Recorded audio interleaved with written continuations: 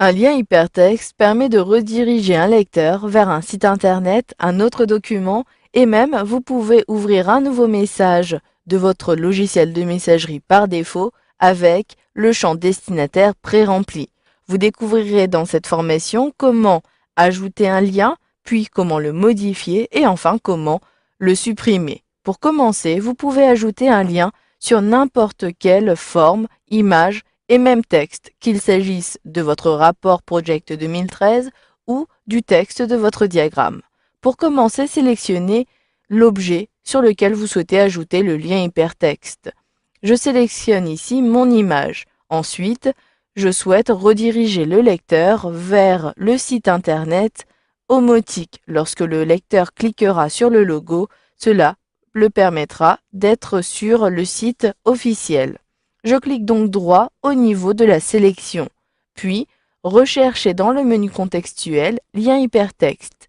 Sélectionnez alors cette rubrique et une nouvelle fenêtre apparaît. Je souhaite à partir de cette fenêtre rediriger donc le lecteur vers le site. Vous le voyez, vous avez un premier volet qui vous permet de sélectionner le type de lien, soit un fichier existant ou encore une page internet. Vous pouvez rechercher un emplacement du document, créer un nouveau document et même rediriger avec une adresse de messagerie. Je sélectionne la première rubrique, puis à droite, je ne souhaite pas rediriger vers un fichier, mais plutôt vers une adresse web. Alors je clique ici dans la zone adresse et je saisis l'adresse du site internet. Il s'agit de www.omotique.blogspot.fr. Comme j'ai déjà utilisé cette adresse, celle-ci apparaît. Il me suffit de cliquer à l'extérieur pour bien valider et prendre en compte cette adresse-ci. Si je souhaite maintenant avoir une infobulle au-dessus de mon image, lorsque je positionnerai mon curseur, je souhaite avoir une précision qu'il s'agit du blog Domotique. Je clique donc sur Infobulle, puis depuis cette zone-ci, je recherche et je saisis la description. Je saisis donc le site de Domotique. Une fois que j'ai terminé, j'appuie sur la touche Entrée de mon clavier. Si vous avez sélectionné du texte, vous pouvez modifier le texte à afficher et le lien que vous souhaitez avoir. Puis, cliquez sur OK pour valider. Maintenant, lorsque je positionne mon curseur sur le logo Domotique, j'ai bien une infobulle qui me permet d'avoir l'adresse Domotique. Et si je clique, je suis automatiquement redirigé vers le blog Domotique. Je referme donc ma page internet en positionnant mon curseur en haut. Je clique, je maintiens le clic et je balaye vers le bas. Je sélectionne à nouveau mon bureau pour retrouver mon document Project. Maintenant, si je souhaite modifier ce lien, je peux cliquer droit au niveau de mon logo, puis je sélectionne ici Modifier le lien. Vous pouvez également ouvrir le lien hypertexte ou le supprimer. Je clique ici sur Modifier le lien. Je souhaite plutôt avoir un autre document. Je sélectionne alors dans le volet de gauche Emplacement dans le document, puis je recherche l'élément.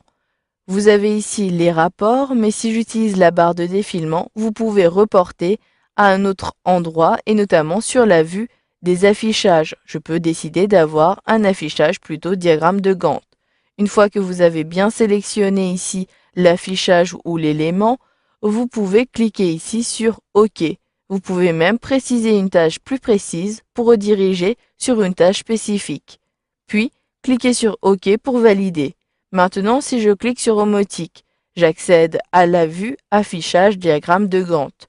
J'appuie sur les touches CTRL Z de mon clavier pour revenir à mon rapport.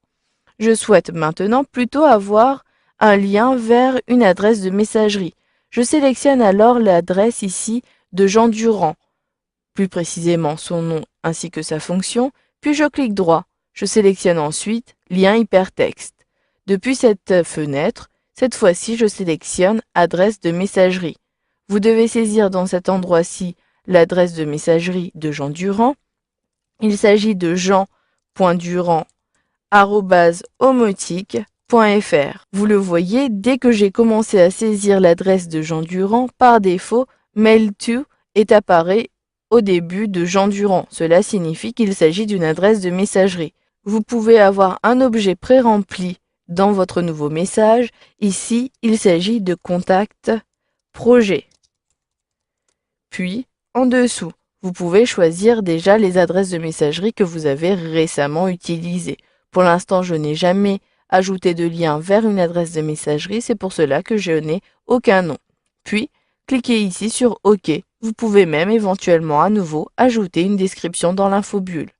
Je clique sur OK pour valider et cette fois-ci, si je sélectionne Jean Durand, j'ai bien ici un nouveau message qui apparaît. Si le lien ne fonctionne pas, appuyez sur les touches CTRL puis cliquez sur la sélection.